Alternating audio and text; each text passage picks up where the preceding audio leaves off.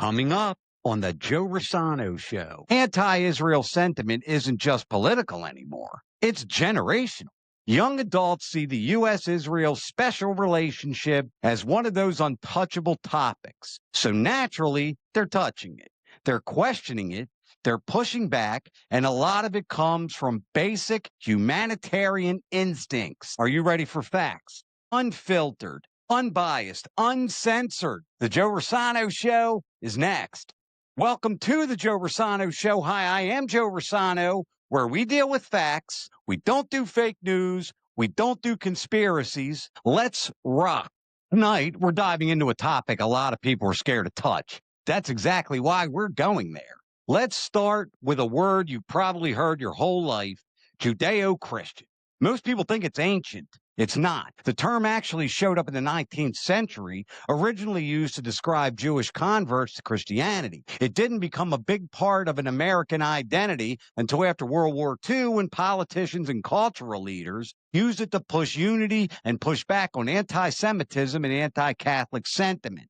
But today, we're seeing something different, especially amongst young people. Anti-Israel sentiment isn't just political anymore. It's generational.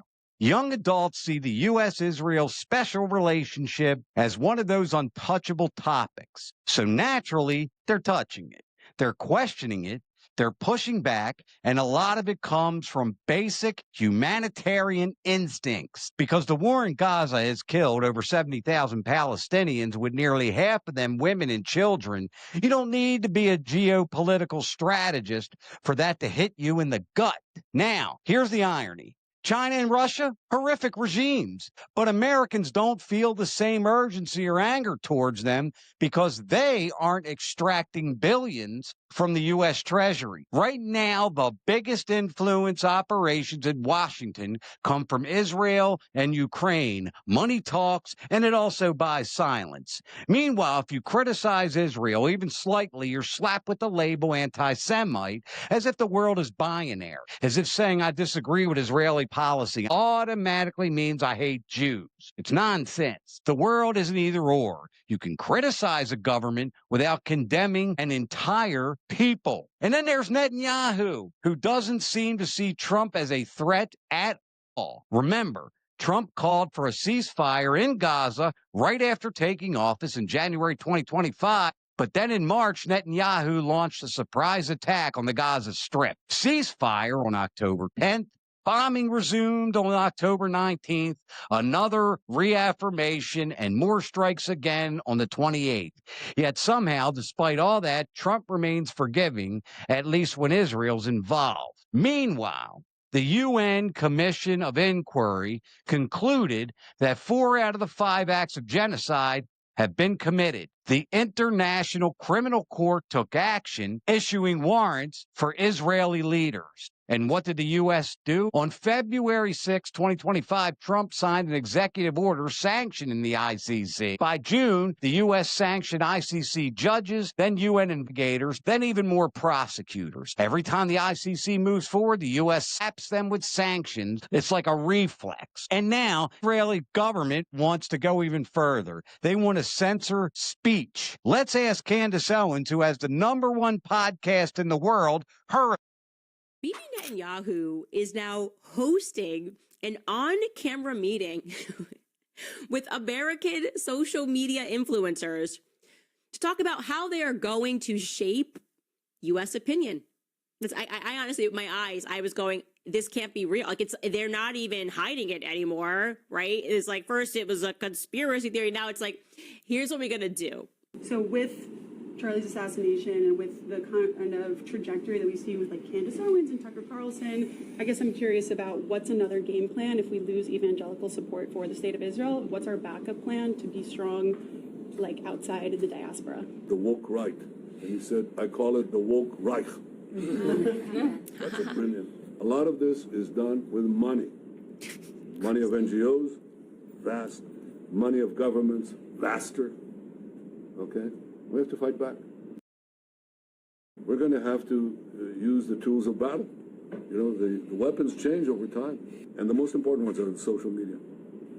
And the most important purchase that is going on right now is Class?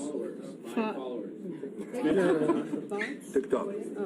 TikTok, number one. And I hope it goes through because it can be consequential. And the other one, what's the other one that's most important? X. Exactly. Very good. And, so we have to talk to Elon. He's not an enemy. He's a friend. We should talk to him. Okay, so like we're allowed to say Israel controls the media now. Okay, I think that's just like on camera. Now there will be no dispute about this.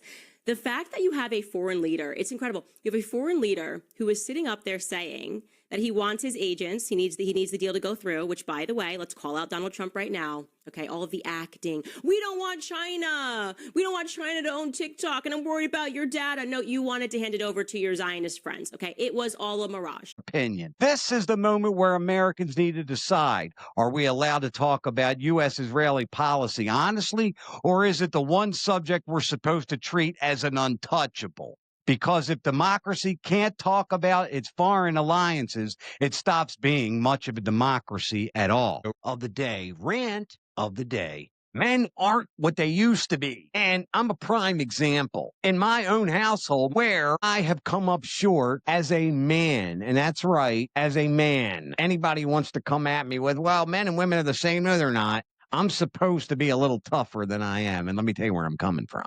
If the toilet breaks, honestly, my wife fixes it. If the refrigerator leaks, I'm like, babe, the refrigerator's leaking. You better get your tools. I'm going to give YouTube some snaps. I used to not know how to do anything.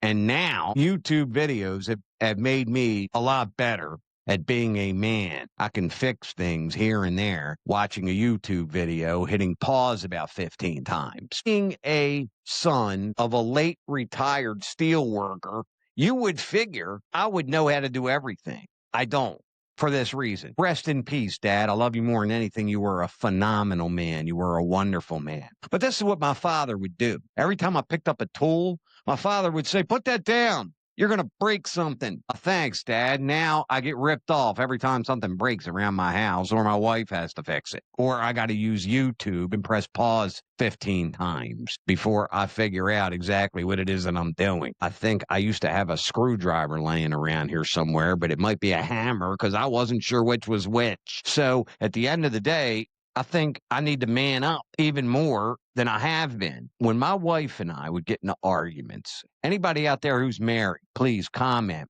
Send me an email, joe@joerossano.com. No one more than your spouse knows how to push your buttons. There is not a man alive who can make me angrier than my wife can. My Lord, she could take me from DEFCON 5 to DEFCON 1 in 10 seconds. Now, the button that my wife knows how to push, if she's in the mood to say, you know what, I want to make Joe really angry right now. I want him to punch a hole in the wall that he's going to have to fix because I'm not fixing it because he's really good with YouTube now. She will say, be a man. I will start breaking stuff over that one. Let me know in the comments what your spouse, your partner, your significant other can say really makes you mad. And that one's mine.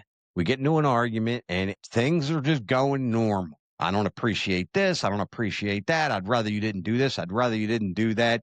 Be a man. That is where it goes dark for me. That's when I lose my mind. That's why I've gotten really good with those YouTube videos. So I can be a bit more of a man around the house. Now, admittedly, to this very day, my wife drives everywhere we go.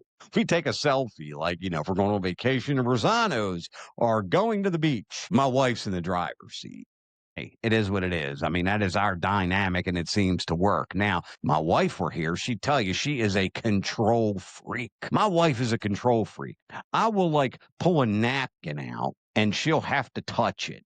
It's not the way you use a napkin. I put a fork in the dishwasher. That son of a gun will open up the dishwasher and move that fork somewhere. And it was in the fork spot in the dishwasher. No, my wife still has to touch it. My wife, and this seriously, and again, I want you to comment if this happens to you. Every outfit I wear when we're going out, my wife has to approve, from the shoes to the shirt. Are you really wearing that? Or she'll say, we're going here. Is that what you're going to wear? That's code for I don't like what you're wearing. Change. Once again, comment, please. Send me an email, joe@joerossano.com. That is joe@joerossano.com. And I will put your comments right here in this jar, and I'll read them right here on the air. Once again, thank you for tuning in to the Joe Rossano Show, where you get the facts, no fake news, no conspiracies, unfiltered, unbiased, uncensored.